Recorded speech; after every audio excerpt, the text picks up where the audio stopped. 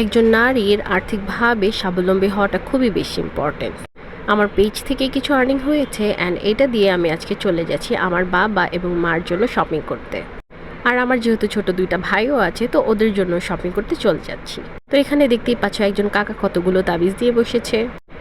রমজানের শুরু হওয়ার কারণে মার্কেটে তেমন একটা ভিড় ছিল না, তবে রমজানের ভাইবটা অবশ্যই বোঝা যাচ্ছিল, কারণ কাপড়ের দাম অনেক বেশি চওড়া ছিল। ঈদের সব নতুন কালেকশনগুলো উঠে গিয়েছিল।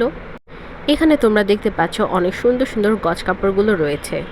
এই গজ কাপড়গুলো দিয়ে পাকিস্তানি ভাইবের ড্রেসগুলো মেক করা যাবে। দোকানগুলোতে খুব সুন্দরভাবে কাপড় দিয়ে সাজানো হয়েছে।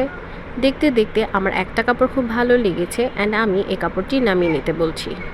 জানি না কার কার এই চিকেন কারি টাইপের কাপড়গুলো ভালো লাগে। যাদের ভালো লাগে অবশ্যই কমেন্ট সেকশনে জানাতে পারো। অ্যান্ড এই হচ্ছে আমার ছোট ভাই, ওর জন্য পাঞ্জাবি নিব, সো ও অনেক বেশি এক্সাইটেড অ্যান্ড অনেক হ্যাপি। এখানে কাপড়গুলো দেখতে একই রকম হলেও এর কাজগুলো অনেক আলাদা ছিল, এর জন্য আমি সবগুলো নামিয়ে নামিয়ে দেখছিলাম। লাস্ট ইয়ার আমার ছোট ভাই রাকিব ও এরকম টাইপের কাপড় দিয়ে পাঞ্জাবি মেক করেছিল, ওর কাপড়টা অনেক সুন্দর ছিল।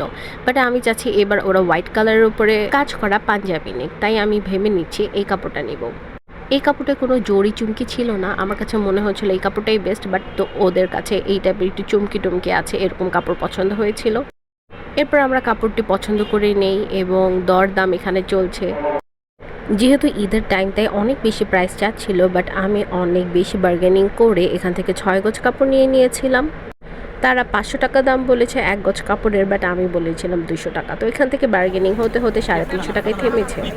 6 গজের প্রাইস 2100 টাকা আসছে, বাট আমি বলছিলাম 2000 টাকা দিব। তো এইটা নিয়ে হচ্ছে একদমই তারা মানবে না। পরে আমি মাত্র 50 টাকার এক্সট্রা দিয়ে তারপর কাপড়টি নিয়ে নিয়েছি। এই তো আমাদের হাফ শপিং ডান। এর পরের ভিডিওতে আমার আম্মুর জন্য কী কী কিনেছি তা দেখিয়ে দিব।